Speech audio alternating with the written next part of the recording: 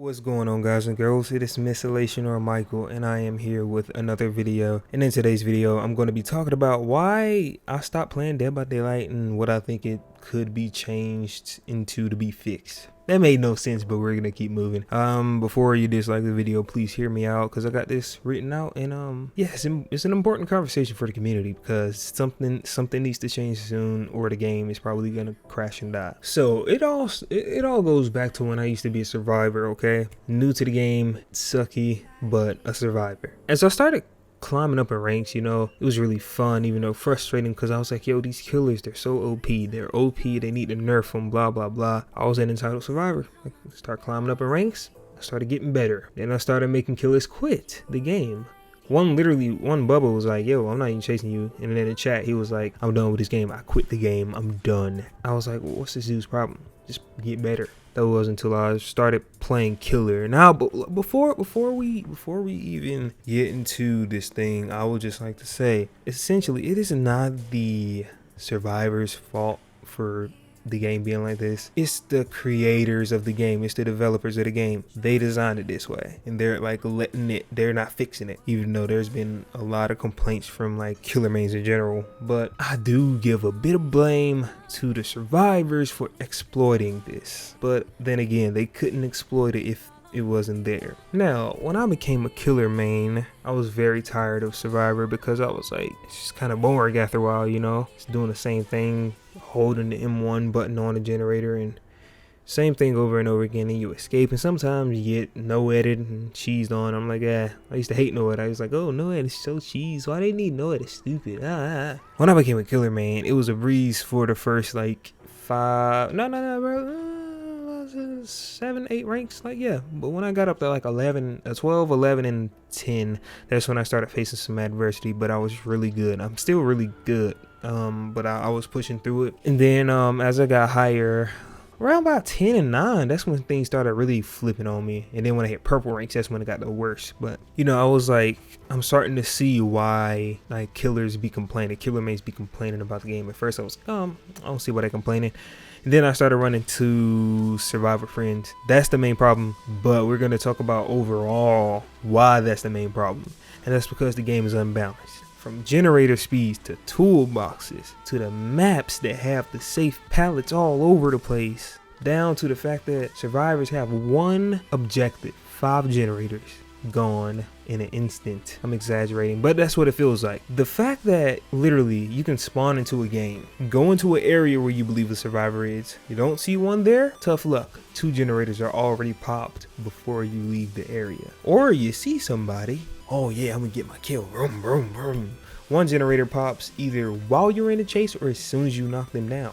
Sometimes I don't get my first hook until the 3rd generator pop. And now I know you're like, oh, you're trash. No, I'm not trash. Not that much. Y'all seen my gameplays where I have snapped, made absolute amazing comebacks.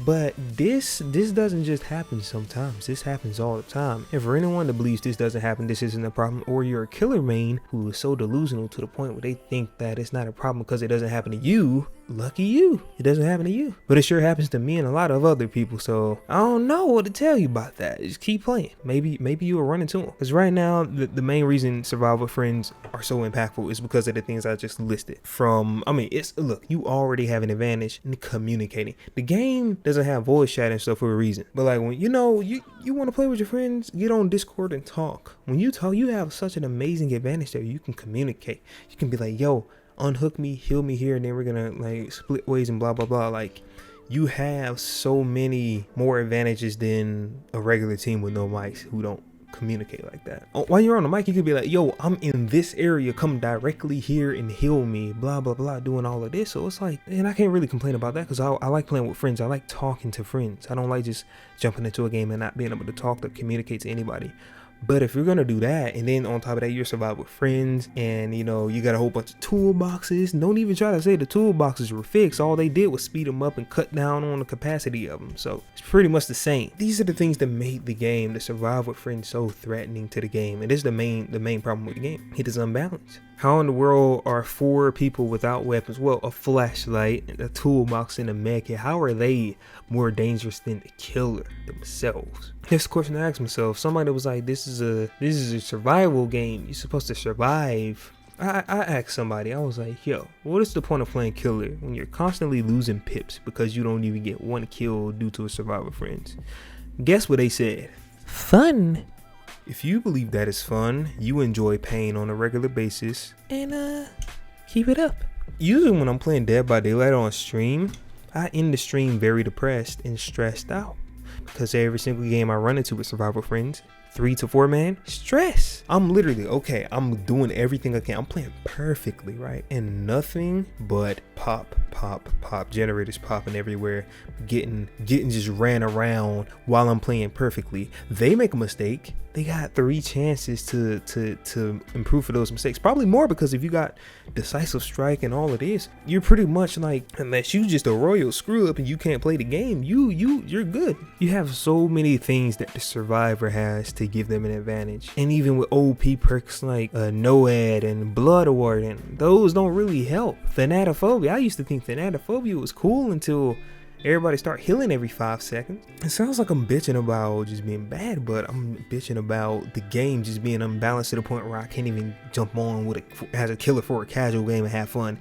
Some games I don't even get one. I get one because somebody got greedy and was like, oh yeah, we could run him around, let me go mess with him, blah. And then even then sometimes they escape from that because I hit one of them, the person gets him off, I go to hit him again, finds out I have borrowed time, and then the other person is shielding the injured person I'm trying to hit. Well, what do I do here? It's so many things that a survivor can do to get out of a situation. And to the person that said this is a survival game, you're right, but it's called Dead by Daylight, not loot the killer until daylight and survive every single time you play the game. What fun is it?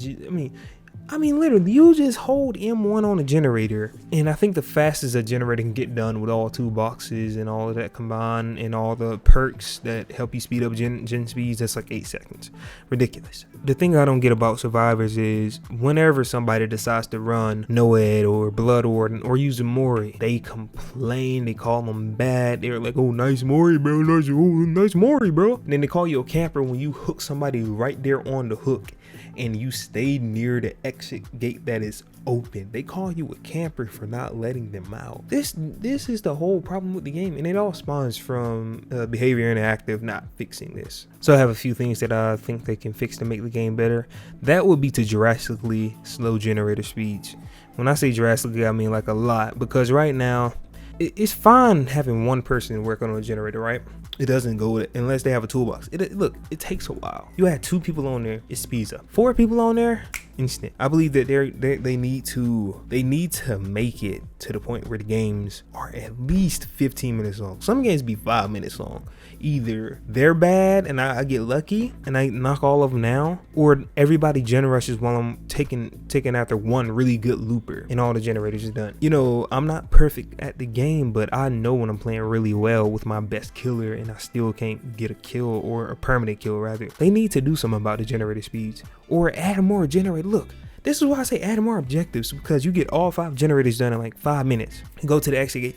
It infuriates me when I have like barbecue, I hook somebody, I see 1, 2 people, both people like are knocking down 2 doors. So that means as soon as I go to chase somebody, they're going to get a way out if they go left or right. And really, it's just really frustrating. So I believe that they need to drastically slow down the generator speeds, add a new objective. I don't know, but look, I'll use an example. Friday the 13th, the game is very unpolished. The game is pretty much, I mean, I won't say it's dead because people are still playing it, but the game is not as quality as Dead by Daylight. But you have Jason, one person, right? One dude on the map. He can teleport, sure, but you have 8 people, am I right? 8 people, 8 survivors. Those survivors can use weapons, but at the end of the day, the game is still balanced to where you don't know who's gonna win. Either Jason's gonna chop you up, or the survivors are gonna escape, or at least most of them, or some of them, or a small amount. That's what I believe a survival horror game should be like. You don't know what's gonna happen. When I see 4 toolboxes, yo, I'm bringing a Mori and I'm bringing NOAD, I'm bringing Franklin's Demise, I'm bringing everything I can, and sometimes I don't even get, I get like 1 person maybe, then they complain about being Mori. So I believe that they can take notes from Friday the 13th, make it even, make it to the point where both sides have a thrill in playing the game because they don't know what's gonna happen. Another thing that they can do is just add more balance to maps. Like some of these maps, I'd be like, yo, what? Like, look, one map I saw, I was like, all right, I got this person. They threw down a pallet, I broke the pallet. I was like, yeah, I'm about to get him. As soon as I break that pallet, they run to the pallet that's literally right in front of that one on the other side. At that point, it was pretty much safe. Some maps are really balanced. Some maps are really good, but some of them aren't, and that's where killers usually pay for that.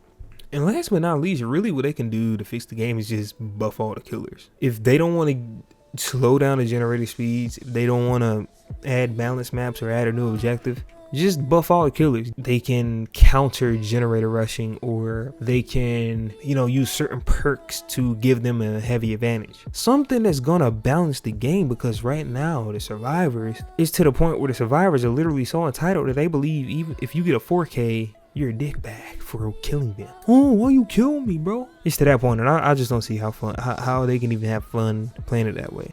Unfortunate, yo. So yeah, I hope you all enjoyed the video. If you stayed around this long, I appreciate it. Resident Evil 3, a full playthrough. Try to get out an episode a day. That's coming very soon, starting Friday when the game drops. So yep, follow me on Twitch. I'm almost to like affiliate, so do that. Follow me. I'll be at 100 probably next month or so. We will see. Sayonara.